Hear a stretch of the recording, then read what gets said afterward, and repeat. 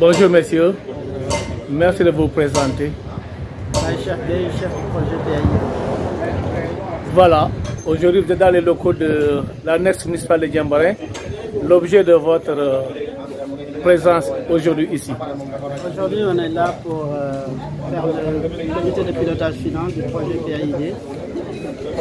C'est d'abord un devoir de rendre compte, après avoir mis en œuvre le projet, mais aussi de présenter les résultats et de les partager avec les différents acteurs et parties prenantes du projet. Présentez-vous d'abord et dites-nous qu'est-ce que c'est que le projet PAID. Donc moi c'est Bachar Kay, je suis le chef de projet, je suis à l'ONG CRET. Le PAID, c'est le projet âgé pour l'assainissement intégré dans la commune de Diambarin, qui se compose de 4 composants. C'est d'abord l'accès à l'assainissement au niveau des établissements publics, donc surtout les écoles qui étaient ciblées. C'est aussi l'accès à l'assainissement au niveau des ménages et travailler aussi sur la collecte et le traitement des boues vidanges. C'est aussi des renforcements de capacité pour les acteurs, les élus et aussi les acteurs qui tournent autour de l'assainissement dans la commune, les services déconcentrés.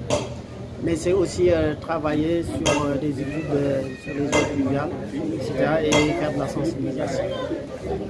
Pouvez-vous nous indiquer les grands axes d'intervention de ce projet dans la commune de Diambarin? Comment s'est passé le programme sur le terrain et concrètement? Ce que nous avons fait, c'est la réalisation de 5 nouveaux éducules dans des écoles au niveau de la commune et la réhabilitation de 11 éducules au niveau d'écoles qui sont dans la commune, aussi bien au niveau de la terre ferme que dans les îles.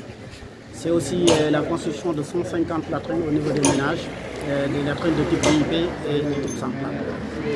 C'est aussi des sensibilisations au niveau des élèves et aussi au niveau des ménages, avec la contribution de la brigade régionale de l'hygiène, sensibilisation de masse à travers la radio, avec des émissions qui ont été organisées avec l'ICFM.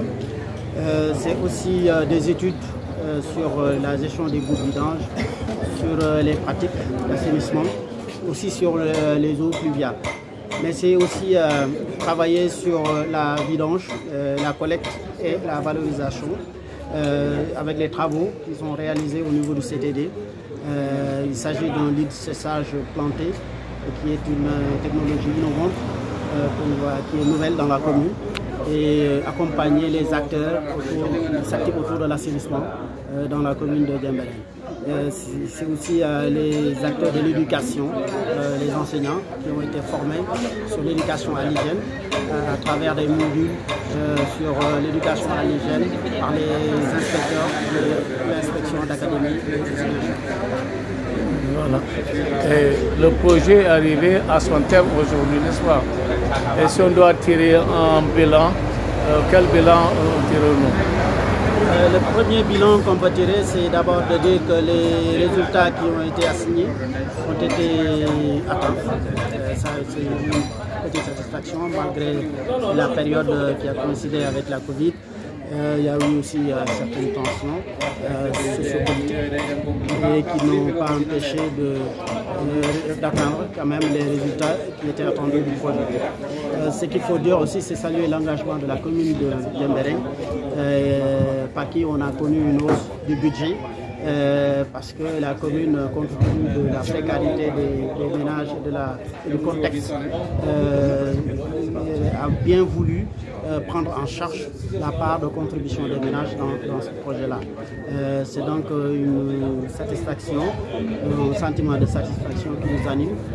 Nous qui avons travaillé pour la commune, qui est maître d'ouvrage de ce projet-là, co-maître d'ouvrage je dois dire, parce que c'est un co-maîtrise d'ouvrage avec la commune de Saint-Pierre-les-Herbeux. C'est comme un devoir un sentiment de devoir accompli. Maintenant, il y a eu aussi quelques points faibles qu'on peut relever par rapport à surtout durée du projet qui ne nous a pas permis de beaucoup travailler sur la gouvernance du projet. On souhaite des coopérations futures vont se faire et qui nous permettront d'ailleurs de mieux travailler sur cet aspect du projet. Autrement dit, la phase numéro 2 du projet serait vraiment la bienvenue. Voilà, ce serait bienvenu, d'autant plus qu'on a des besoins qui sont encore là, qu'on a identifiés, autant sur tous les moyens d'ailleurs de la filière assainissement, sur l'accès aux latrines par les ménages, au niveau des établissements publics aussi, sur la vidange, sur la réglementation même, ça c'est la gouvernance. Et aussi, ce qu'il faudrait dire, c'est que en fait, cette deuxième phase que nous souhaitons est en fait liée à la volonté, au souhait des parties prenantes. Et nous osons espérer que après le suivi qui sera fait par les parties prenantes, notamment la communauté,